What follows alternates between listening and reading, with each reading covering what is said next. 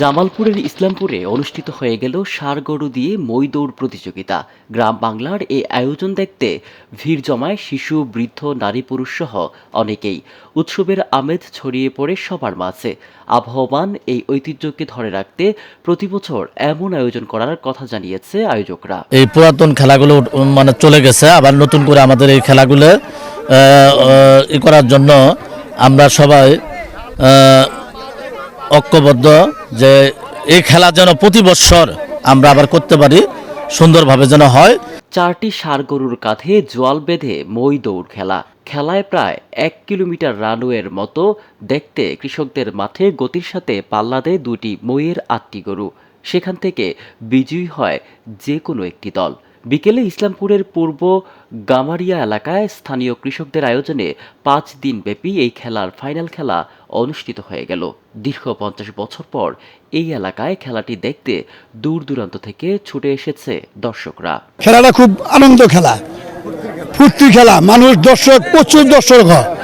আমাদের এই এলাকাত এরকম খেলা আর কখনো কোনোদিন হয় না, আমরা দেখি নাই কে, এবার প্রথম এই খেলাটা হইতাছে, আমাদের কাছে খুব ভালো লাগতেছে।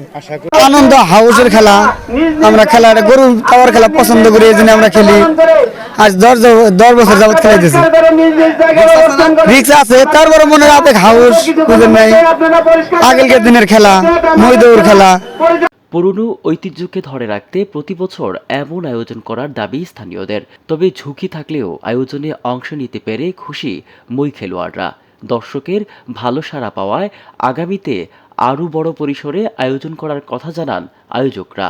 গ্রাম বাংলার ঐতিহ্যকে তুলে ধরার জন্য ইসলামপুর তথা সারা বাংলাদেশের যুব সমাজ যে আজ নেশাগ্রস্ত, তারা যাতে খেলার মাঠ থেকে বিমুখ হয়ে গেছে, তারা যেভাবে মাঠে যাতে আবার ফেরানো যায়, বাংলাদেশের মানুষকে আবার যাতে বাংলার ঐতিহ্যবাহী যে খেলা, সেই খেলাগুলোকে ফিরে আনার স্বার্থে এই খেলা যাতে বারবার ফিরে আসে, আমরা আগামীতে যে আয়োজন হয়েছে এর চেয়েও যাতে আমরা বড়ভাবে আয়োজন করতে পারি, এই জন্য সকলের সহযোগিতা চাই।